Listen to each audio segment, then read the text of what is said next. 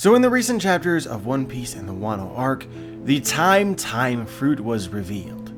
The Toki Toki no Mi. This is a fruit which gives the user the ability to send themselves and others into the future, but has no ability to send anybody to the past, and they have some amount of control over where in time they are being sent. I think that the way that Oda has handled this devil fruit, the powers that he's given it and the powers that he has taken from it, are not that bad. And it's really captured the community's imagination. But again, as of the recent chapters, it's essentially been revealed that the person who had this fruit before Momonosuke's mother, Toki Kozuki, she's dead.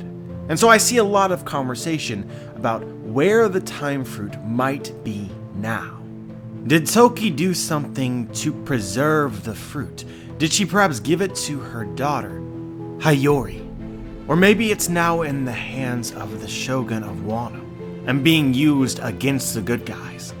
But if you are anything like myself and you are sitting here thinking about where the time fruit could be now, I think an obvious thought comes to mind. Is the time fruit useless? Can Oda even find a way to use the devil fruit again? Honestly, it's hard to imagine any way that Oda can make this work unless the Toki Toki no Mi has capabilities that have not yet officially been revealed. Hey YouTube, JoBoy here. So, today I want to talk about Toki Kozuki and the Toki Toki no Mi. So here's the truth, guys. Here are straight facts. Right now, the only revealed ability of the time fruit is obviously going to the future and picking the time, but going to the future is really no longer relevant in the story of One Piece, because going to the future would mean leaving the present, and the present is where all of the momentous events in the One Piece world will occur with Monkey D. Luffy. I've seen a lot of people mention the idea of a time skip, but usually when it comes to a time skip, it's not actually jumping forward in time, it's essentially wasting your time training so that you are strong enough to deal with your present enemies. But if you literally jump forward in time, it does not make you stronger and would not be a very useful time skip. It would basically be the same as running away from your problems.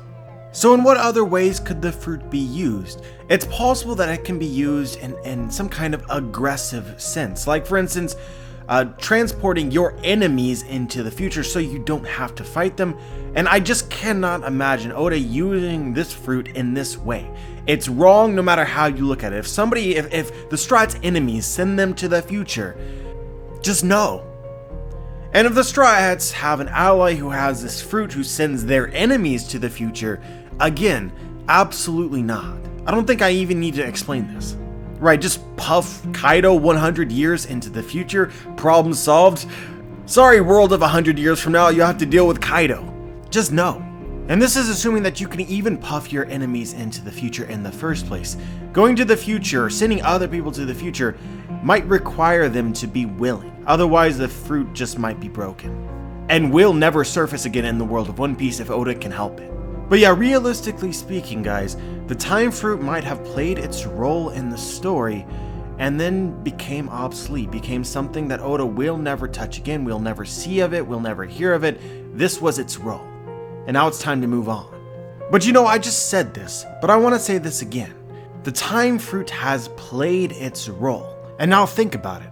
What exactly was that role in the first place? Why was it even necessary to add this into the story? You have a woman who was revealed to be from the distant past, most likely the Void Century. For some reason or another, she decides to jump forward in time using her devil fruit powers, presumably again and again and again, until she decided, and I quote, "I've reached the terminus of my journey." Which in layman's terms means, I'm good.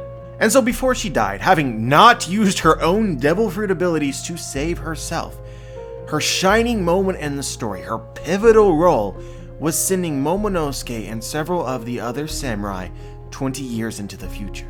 Because it was important that they had to travel through time in order for the Straw Hats to meet them in the present? What exactly did that achieve? I'm finding it really hard to believe that Oda didn't have some sort of greater purpose here. I see no difference between the samurai being from the present, escaping Wano and meeting the Straw Hats, and the samurai being sent from 20 years in the past to the present and doing the same. So in what ways did Oda decide that Toki Kozuki and her devil fruit were useful to the story? And so guys, I have an idea, but it just might require the Toki Toki no Mi to have another power that we do not yet know of. The power to allow its user to look into the future. So I believe that this is kind of a question that we should be asking after the last chapter of One Piece. Why did Toki Kozuki decide to jump into the future, presumably multiple times in the first place? And how did she know where to stop? I'm certain that you guys do not believe that it is a coincidence that this person from the distant past, maybe even the Void Century, decided to travel to the future all the way up to the time of Roger, and specifically marry one of the people who traveled with Roger and discovered Raftel. I think that if you look at any timeline, whether it be real or fictional, there are certain periods in these worlds that are more important than others. And the time of Roger, when Roger was sailing the seas and very nearly discovering Raftel, was one of the most important events in the history of the One Piece world. And Toki knew to be there. And then so going from here, what is the next most crucial time in the history of the One Piece world itself? 20 years from when Toki died, where she sent her son and the samurai, the time of Monkey D. Luffy, and his quest to become the king of pirates. She knew exactly where and when to send Momonosuke. And so how exactly do I piece together these coincidences? I believe that it suggests that Toki was somebody who could not only jump into the future, but see it. And if you need any more confirmation of this ability that she possessed, look towards her prophecy given to the Shogun Orochi before her death. The wording of this is way too specific to be anything other than a premonition. She knows that the Shogun will become aware of the dawn in 20 years' time. And I think that thinking about it from this perspective helps us better understand who this person was and what it is that they might have been doing. Because Toki is right now pretty mysterious. Going back to the question that I posed earlier, why would she jump forward in time in the first place? Well, it seems very clear that she cares about the dawn, and I think that we can presume that she jumped forward in time in order to help this dream become reality. That was her objective. And being able to see into the future allowed her to know when to stop jumping and to start acting. And by acting, I mean influencing the present and the important people that exist there in order to change the future, to be suitable for the man of prophecy, to bring about the dawn. That is to say that Toki could possibly be the very most important character in the history of the One Piece world since the Void Century, aside from maybe Roger.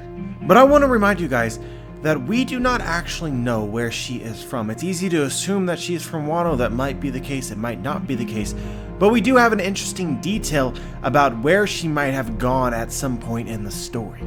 Now I want to break the timeline down for you. Momonosuke was 8 years old at the time of being transported to the future. So essentially 28 years before the current timeline, Momonosuke was born. And so how exactly does this add up with the known timeline of Oden Kozuki?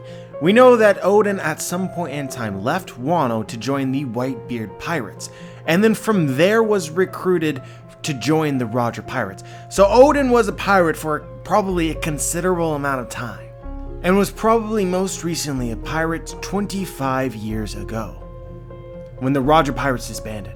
I think that it can be assumed that about 27 years before the start of the story, Oden was recruited to join the Roger Pirates. If he was a member of the Whitebeard Pirates for just 1 year, 2 at tops, then the only way Momonosuke could have been born is if Oden met his wife Toki while being a pirate. And this is really the only way that it makes sense to me regardless. And somebody like Inu Arashi or Nekomamushi would be able to confirm this information later. Regardless, guys, I think that it is highly likely that Odin met Toki while he was traveling the seas as a pirate. And so what exactly might she have been doing there? My guess is that she was trying to influence, perhaps persuade people, change the future, until she found a pathway to the dawn. Somehow she knew by marrying Odin that it would lead to Momonosuke, and that later she would send Momonosuke into the future, the time of Luffy, where he would play some sort of important role. Wano itself would play some sort of important role. And with her part played, she no longer needed to jump into the future again. She was no longer needed. But anyway, going back to the devil fruit, the time fruit itself, I'm essentially speculating here that it has another ability. It allows its user to see into the future. But granted, it does not have to be the devil fruit. This could be a power that is inherent to Toki herself. We've seen people who have the ability to see the future in various senses before, like Madame Charlie of Fishman Island. It's possible that Toki's ability is just the same as this. But I'd like to believe that it's a devil fruit ability because my headcanon for how it works is just so much more powerful than Charlie. The ability to essentially see the future of yourself and everybody around you, precisely enough to be able to use that information. And I do think that this power in conjunction with a time fruit makes a lot of sense. So let's just assume this is the power of the Toki no Mi. Then the question of whether or not this devil fruit resurfaces becomes a lot more interesting. It would no longer be useless. Oda could use it for something. Now we're going to get into huge headcanon. This is where this is not going to be likely at all, but I do think that the discussion is interesting. We've talked before about how the national treasure of MavisHdz seems to be a giant straw hat, and my theory on this is that the straw hat, or straw hats in general, are woven, similar to perhaps how fate is woven.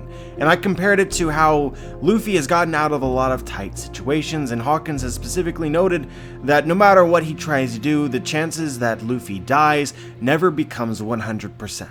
It's almost as if Luffy himself manipulates fate. And so then I attribute this power to that of his hat, which he states himself is his treasure. So just for clarity here, guys, the idea is that there's a devil fruit ability out there which has the ability to weave objects, specifically straw hats or anything that they want to weave, and it's given some amount of positive fate. And so you combine this theory with the idea of Toki's devil fruit having enhanced capabilities, would suggest that you have a devil fruit which can look into the future and a devil fruit which can change fate. And I believe that the combination of these two theoretical, overpowered devil fruits could be epic. You have one devil fruit which relies on the future being unchanged, and another fruit which its entire ability is to change the future and fate. And so guys, I have this scene in my head. It is oh so headcanon and oh so glorious. You have somebody in Wano, maybe the Shogun, maybe somebody else, who has obtained the fruit that Toki used to have and has the ability to look into the future, and it is lauded over the Straw Hats and their allies' heads. We know exactly what will happen. You are doomed to fail. But they fail anyway, because they forgot to take into account the power of Luffy's Straw Hat, which will not be explained till later in the story, when we get back to the giant straw hat that is present in the vaults below MavisHdz. But yeah guys, maybe I got a little bit carried away here at the end, we got a little bit crazy, but I really did just want to talk about Toki Kozuki and her devil fruit, and maybe piece together something cohesive that we can believe about her. But as always, I'm curious as to what you guys thought about this, whether you agree or disagree. Share your thoughts. Like the video if you liked the video, dislike the video if you dislike the video. Make sure to subscribe if you want to be notified for my future content. And as always guys, have a wonderful day.